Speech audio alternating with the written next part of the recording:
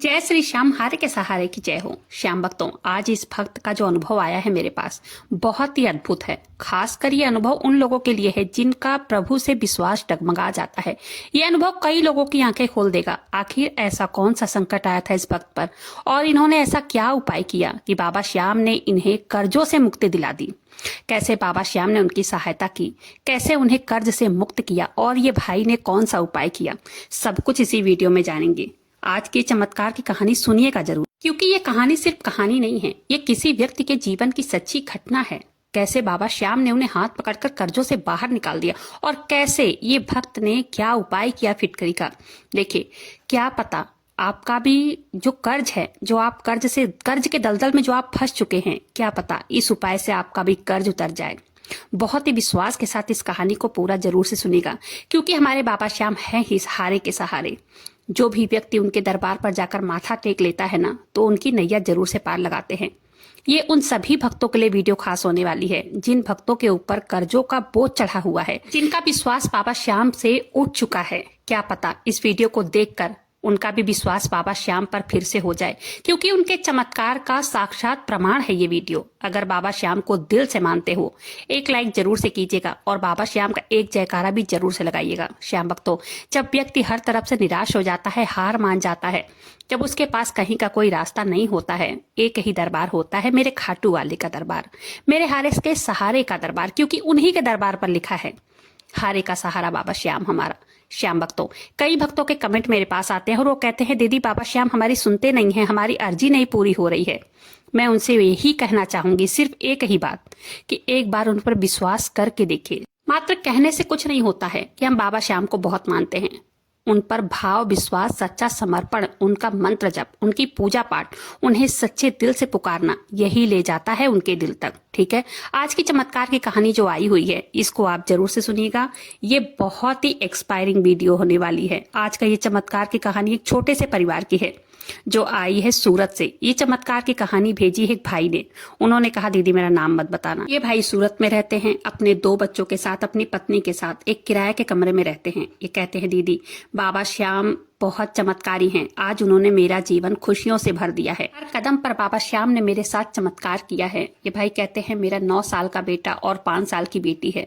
मैं एक कंपनी में काम करता था पहले, लेकिन अब नहीं करता हूँ।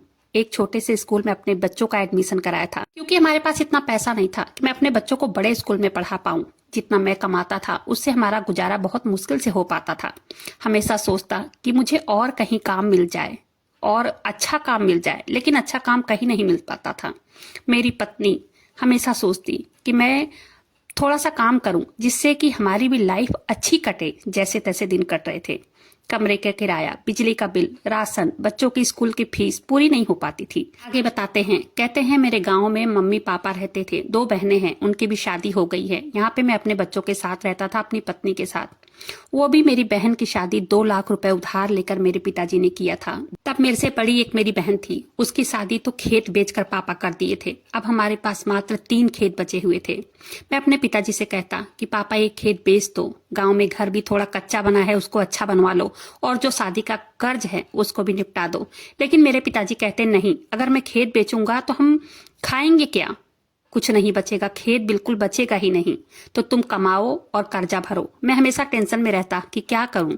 ऐसी हालत हो गई थी मेरी कि मैं समझ नहीं पा रहा था कि मैं करूं तो क्या करूं। उसी बीच मेरे ऊपर और एक दुख का पहाड़ टूट पड़ा। 2023 में मेरी माताजी को एक अनचाही बीमारी लग गई, जिसकी वजह से हम गांव गए। हमने वहां बहुत इलाज उनका कराया, जितने पैसे थे सब उन पर लगा दिए। यहाँ तक कि मजबूरी में आकर पापा को एक खेत और बेचना पड़ा। सस्ते दामों पर वो भी खेत गया, क्योंकि लोग हमें गर्जू समझकर उस खेत के दाम बता रहे थे और हमें भी मजबूरी थी, हमें भी पैसों की बहुत ज्यादा जरूरत थी, जिससे हमें माताजी को हर जगह ले गए पैसा लेकर, खेत बेच के। जो कोई बताता, यहाँ तक कि रिश्तेदारों से भी पैसे उधार लेने पड़ गए। अंत में इस दुनिया से मेरी माताजी चली गई। फालतू की दवाइयां खा खाकर उनकी किडनी फेल हो गई। ये भाई कहते हैं दीदी मैं एकदम टूट गया था उस समय। एक तो खेत बिक गया था, ऊपर से रिश्तेदारों के कर्ज भी हो गए थे, और तो और 2 लाख रुपए की शादी में जो दीदी की शादी में लिए थे वो भी उधार कर्ज वैसे ही था। जिनके ऊपर पैसा लगाया वो भी नहीं बची। हालत इतनी खराब हो गई थी कि समझ में नहीं आ रहा था करे तो क्या करे। ये भाई कहते हैं 2 खेत और बचा था, हमें कर्ज चुकाना था क्योंकि हमारे ऊपर कर्ज बहुत हो गया था। हमने उसे भी बेचने की कोशिश की लेकिन वो बिक नहीं रहा था क्योंकि वो सालों से बंजर जमीन पड़ी हुई थी। उनको हम लोगों ने बेचने की बहुत कोशिश की लेकिन कोई भी उसे खरीदने को राजी नहीं था। सब कहते इसमें कोई अनाज नहीं हो रहा है, हम इसे नहीं खरीदेंगे। तब ये भाई कहते हैं कि हम सब लोग पिताजी को लेकर फिर से सूरत आ गए। खैर गांव का घर छोड़कर मेरे पिताजी आना नहीं चाहते थे। उनका यहाँ छोटे से कमरे में मन नहीं लगता था। पहले भी वो 1-2 बार आए थे लेकिन वो 1 हफ्ता भी नहीं रुक पाए थे। गांव भागने की जिद थी उनकी, गांव में रहने की आदत है उनको, लेकिन क्या करें, हम उन्हें अकेले वहां छोड़कर भी नहीं आ सकते थे। मैंने पिताजी को बहुत समझाया। पिताजी कहने लगे कि मैं यहाँ पर रहूंगा, मैं नहीं जाऊंगा वहां। हमने कहा पिताजी यहाँ रहकर क्या करोगे, कौन खाना पीना देगा, अकेले कैसे रहोगे, हमें तो शहर जाना ही पड़ेगा काम करने के लिए। अगर हम नहीं जाएंगे शहर तो लोगों का कर्ज कैसे उतारेंगे, यहाँ क्या खाएंगे, कैसे कर्ज उतारेंगे, क्योंकि अब तो खेत भी नहीं बचे हैं, खेती भी तो नहीं हो सकती है। फिर न चाहते हुए भी हम लोग उन्हें लेकर सूरत आ गए। ये कहते हैं मेरी कमाई मात्र 20,000 रुपए थी, उसमें से घर का गुजारा चलता। कर्जदारों के फोन आते और वो लोग पैसे मांगते। मेरे पास पैसा नहीं था, मैं थोड़ा टाइम मांगकर फोन रख देता था। ये भाई कहते हैं मुझे बहुत बुरा लगता जब मेरे बच्चे कोई खिलौना मांगते, कुछ खाने के लिए मांगते, मुझे उन्हें मना करना पड़ता। मुझे बहुत बुरा लगता था। मैं क्या करूं, मेरा दिल हमेशा रोता कि मैं क्या करूं, अपने पिताजी का, अपने बच्चों का, अपनी पत्नी की सभी इच्छाएं कैसे पूरी करूं। मैं प्राइवेट जॉब करता था। प्राइवेट जॉब में इतनी तनख्वाह नहीं मिल पाती थी कि घर का अच्छे से गुजारा हो पाए और कर्ज भी उतर सके। ये कहते हैं मैंने सोचा कि एक गाड़ी निकलवा लूं, ड्राइविंग तो आती है, अपना अच्छा पैसा भी कमा लूंगा, अपना खुद का काम होगा, मालिक की चिक नहीं होगी, मालिक की डांट नहीं सुननी पड़ेगी। और यही सब सोचकर ये बताते हैं मैंने अपने पत्नी का गहना बेचकर गाड़ी निकलवा लिया। उन्हीं पैसों से बयाना देकर किस्तों पर गाड़ी निकलवाया था मैंने। आगे भाई कहते हैं कि लेकिन मुझे क्या पता था कि मेरी किस्मत यहाँ पर भी मुझे धोखा देगी।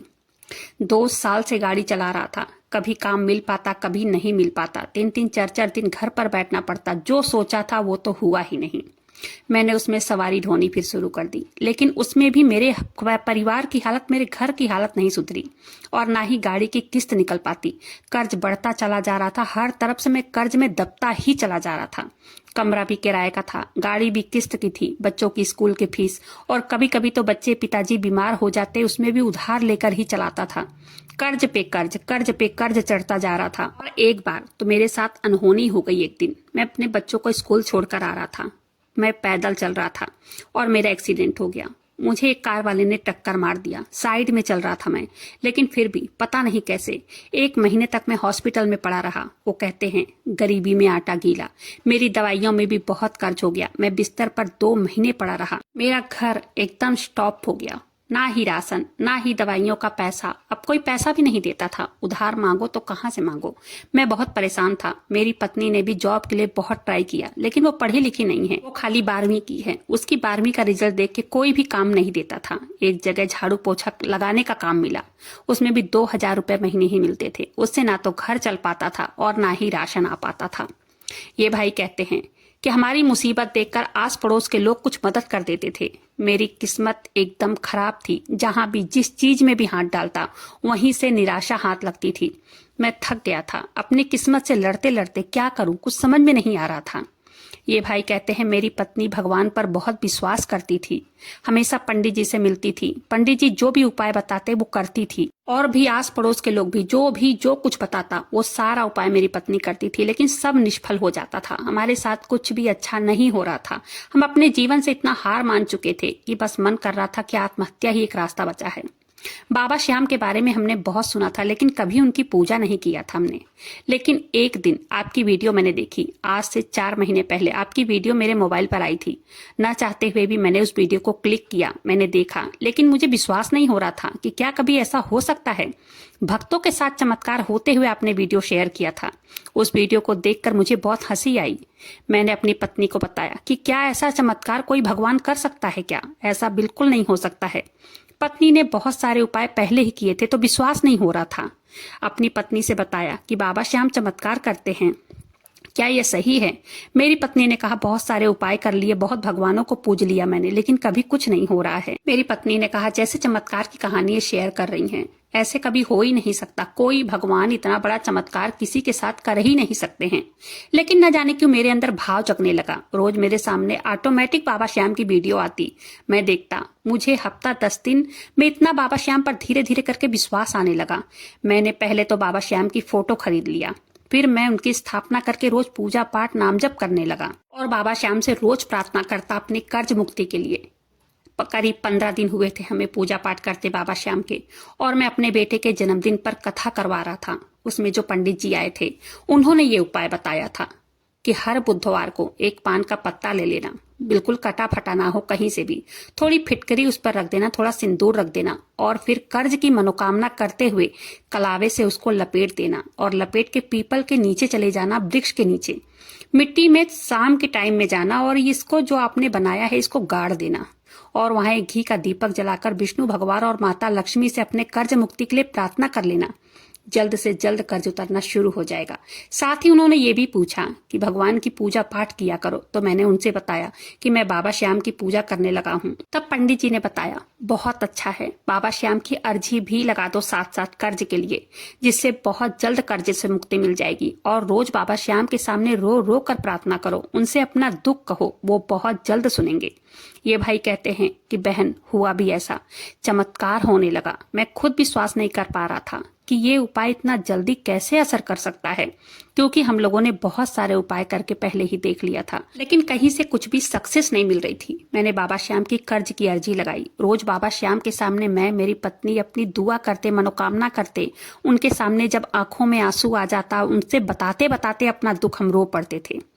मुझे खुद विश्वास नहीं हो रहा था कि ऐसा हो कैसे सकता है। लगभग 2 महीने बीत गए थे। हर बुधवार को मैं ये उपाय करता और बाबा श्याम की अर्जी मैंने लगाकर अपने मंदिर में ही रख दिया था, और रोज बाबा श्याम के सामने घी का दीपक जलाता था। मैं बाबा श्याम के लिए स्पेशल 1 किलो घी ले आया था। मैंने कहा इसको घर में यूज नहीं होगा, ये बाबा श्याम का दीपक ही जलेगा इसमें। और बाबा श्याम का दीपक जलाकर मैं रोज पूजा करता। मेरी पत्नी करती थी रोज पूजा। हम लोग बाबा श्याम का नाम जप करते थे। लगभग 2 महीने के बाद मेरे पास काम पर काम आने लगा और मैंने बाबा श्याम का नाम लेकर अपना काम शुरू कर दिया। मैंने अपनी गाड़ी पर बाबा श्याम का स्टिकर लगाया और बाबा श्याम से प्रार्थना करके गाड़ी चलाना स्टार्ट कर दिया। मेरी तबीयत में भी काफी सुधार आ गया था। काम एक जगह काम करता, दूसरी जगह से काम पहली जगह खत्म नहीं होता, दूसरी जगह से काम पहले ही आ जाता। उससे पहले बुकिंग हो जाती थी मेरी गाड़ी की। एक शादी में गाड़ी बुकिंग के लिए मैं 5 से 6 हजार रुपए एक रात का लिया करता था। बाबा श्याम का चमत्कार मेरे जीवन में होने लगा था। कभी कभी तो दिन की बुकिंग भी मिल जाती थी और रात की भी बुकिंग मिल जाती थी। मैं कभी काम नहीं छोड़ता था। जब भी मुझे जो भी कहता, आस पास भी जाने के लिए कहता, मैं उसको लेकर चला जाता था। मैं काम को ठोकर नहीं मार सकता था, क्योंकि बहुत मुश्किल से बाबा श्याम की कृपा से मुझे आज काम मिलना शुरू हुआ है। कहाँ मुझे काम नहीं मिलता था, मैं घर बैठा रहता था। ऊपर से एक्सीडेंट हो गया, उससे परेशानी और बढ़ गई थी। कर्ज भी था, इसलिए मैं कोई काम नहीं मना करता। जो भी काम जहां से भी मिलता मैं सब काम करता। दीदी, 1/4 भाग मैंने अपने कर्ज का खत्म कर दिया है। मेरा घर भी बहुत अच्छे से चल रहा है। मात्र 1/4 भाग बचा हुआ है कर्ज का, वो भी मैं जल्द ही बाबा श्याम की कृपा रही तो उतार दूंगा। बाबा श्याम बहुत बड़े दयालु हैं, वो सबकी सुनते हैं। उनके दरबार में देर है अंधेर नहीं है। ये भाई कहते हैं जब भी मेरा मन करता है मैं उनके दरबार में अपनी फैमिली को लेकर दर्शन करने चला जाता हूँ। श्याम भक्तों, जब व्यक्ति का प्रभु के प्रति सच्चा भाव होता है तो सफलता संभव है। जो भी व्यक्ति अपना पूरा 100% देता है, मेहनत करता है और प्रभु का दामन कभी नहीं छोड़ता है, तो प्रभु भी उसके लिए 4 और नए रास्ते खोल देते हैं। वो भी ऐसे ऐसे तरीके से ना, जिसकी हम कभी कल्पना भी नहीं कर सकते हैं। अगर आप भी कर्ज के दलदल में पूरी तरह से फंस चुके हैं तो ये भाई ने जो फिटकरी का उपाय किया है, इस उपाय को आप भी कर सकते हैं। साथ ही साथ बाबा श्याम की अर्जी लगाइए कर्ज मुक्ति की। उनसे प्रार्थना कीजिए, एक घी का दीपक उनके सामने जलाइए, उनसे विनती कीजिए, उनसे अपनी मनोकामनाएं कहिए, कर्ज मुक्ति के लिए प्रार्थना कीजिए। जल्द से जल्द बाबा श्याम की कृपा रही तो आप सब भी कर्ज से मुक्त हो ही जाएंगे। आज की सत्य कहानी यहीं पर समाप्त होती है। वीडियो पसंद आई हो, वीडियो को लाइक कीजिएगा। अपने ही चैनल मैजिक उपाय को सब्सक्राइब जरूर से कीजिएगा। बाबा श्याम नाम का जयकारा दिल से लगाइएगा। मिलते हैं फिर ऐसी किसी वीडियो के साथ। तब तक के लिए जय श्री श्याम, हारे के सहारे की जय हो।